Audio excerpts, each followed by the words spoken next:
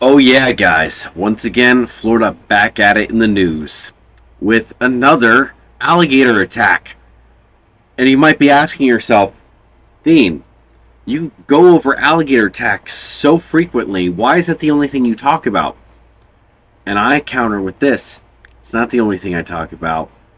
And because this is not normal. I understand that over the past, few months I've talked about a lot of alligator issues here in Florida.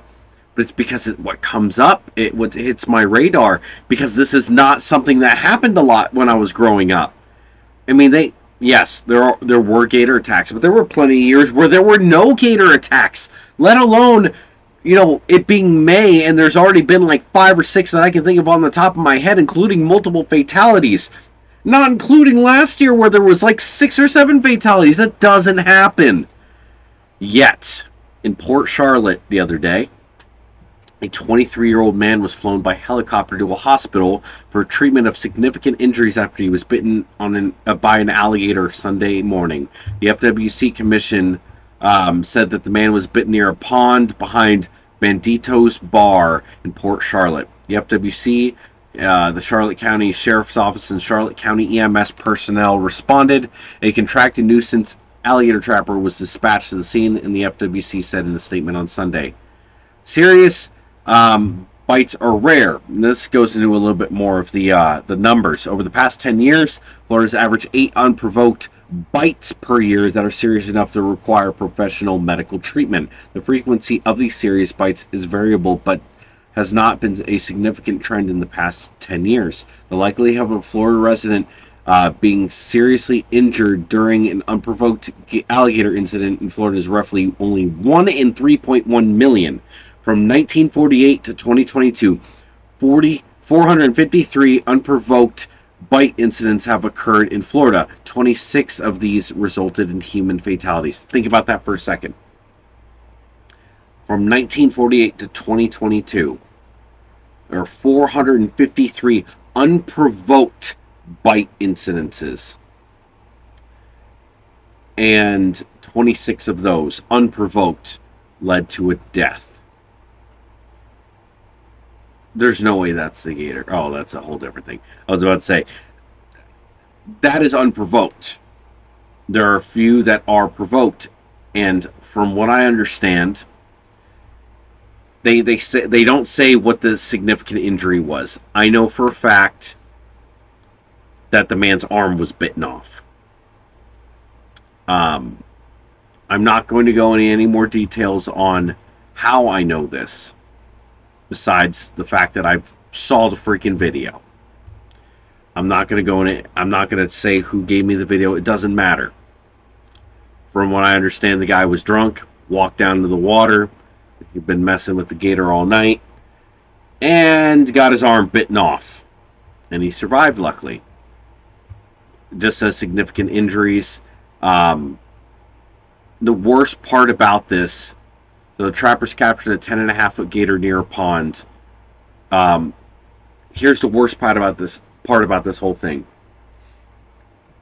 This happens because this is considered provoked.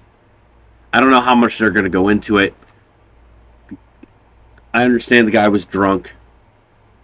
He goes down and he messes with an alligator, regardless of what happened in that time period.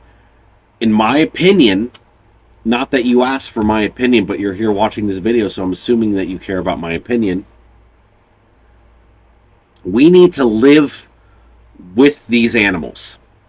They were here way before we were. And I'm not under the opinion of, I'm a human first person. I definitely agree that in certain circumstances, animals should be taken out of the equation. In this circumstance, man, my hair is just destroyed. Don't pay attention to me, please. In my opinion, these animals were here first. We are encroaching on their habitat, and if we run into an animal every once in a while that can bite back, we just got to live with that. But no, 3,000 people move to Florida a day. More and more incidences are going to happen. Over the past few years, it's gotten significantly worse. Many of them are going to be old people in their retirement communities that are just built, walking their dog. That's what a lot of it's going to be. But then you're going to get instances like this, where a guy walks down to the water's edge, is messing with a gator, and it comes back and it gets him. And now the gator's going to die. And most of the big gators in the area are probably going to die. It wouldn't surprise me if multiple gators were killed and they're only talking about the big one. That's just how FWC works. Kill first, ask questions later. And it's very frustrating because it doesn't need to happen like that, but it does all too often. It's very frustrating seeing all this because, yeah, I talk about it a lot. And some of you might be like, well, Dean, if you don't want people to talk about gators hurting people or have a bad opinion about gators, stop talking about them. This is serious. These are serious issues that need to be addressed and need to be fixed, because this is going to keep on happening unless something is actually done about it or we change our views on these animals. They deserve to be here more than we do. And again, I am all for people. But if you build on this animal's home, sucks to suck. That animal lives there. But no, we're going to go in and kill it. It's probably, that animal's probably there longer than I've been alive. And now it's gone. It frustrates me a lot. And this is what these animals are just going to keep on being killed. Big gators are going to be killed, and there's a lot of parts of the world that would trap, remove the animal even if it killed somebody, and put it in a zoo. Now, at the same time, I can make the argument that we are the United States, and we do what we want to do, and we should be able to do what we want to do, and we shouldn't base our what we do on other countries.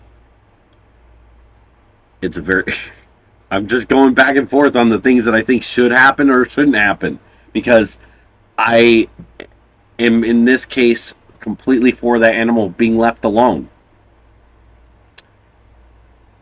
And then I can understand why you would want it removed. So remove the animal and now it lives in a zoo for the rest of its life, or whatever. It's brought to an alligator farm. I don't care.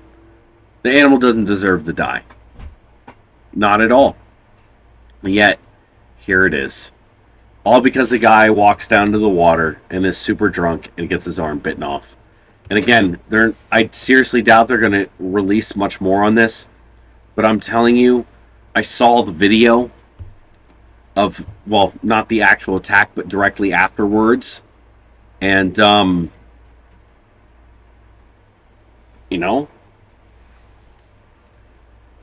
this is the way the guy's going to be for the rest of his life. I can't even show you because I'm going out. There we go. Hi. But, yeah. It's a terrible joke with the arm thing, but, that's what it looked like. And I am not going to, I can feel bad for him for what happened. No one wants to do that. No one wants to get their arm bitten off by an alligator. It was a mistake. Obviously, I'm sure he would love to take it back now. But this kind of stuff needs to stop. This kind of stuff is a serious issue, and the gator's going to be killed 9 times out of 9. It's just what's going to happen. And until we kind of change our views on this, or, get our shit together, basically, it's going to keep on happening. People are going to be killed by these animals because there needs to be a training. There should be a few requirements when you move to Florida. If you move to Florida, I'm sure this guy was a local guy. I'm not saying he wasn't, but this should be, just let me know what you think down below after this. 1, if you move to Florida, for the first 5 years, you have a higher tax rate. That's just how it is. 2, if you move to Florida, once you hit retirement age, you get your Social Security check. Every single year, you need to take a new driving test. It's just how it is, because as much as I don't want to take the keys away from Grandpa, it's too dangerous. 3, you need to learn and go through a course and pass it to let us know that there are alligators in every single body of water in Florida and how to avoid being attacked by them. Because you can live next to an alligator your entire life and never have an issue. It's not hard. This is not a bear or a tiger that is going to come after you and needs to eat a certain amount of food per day.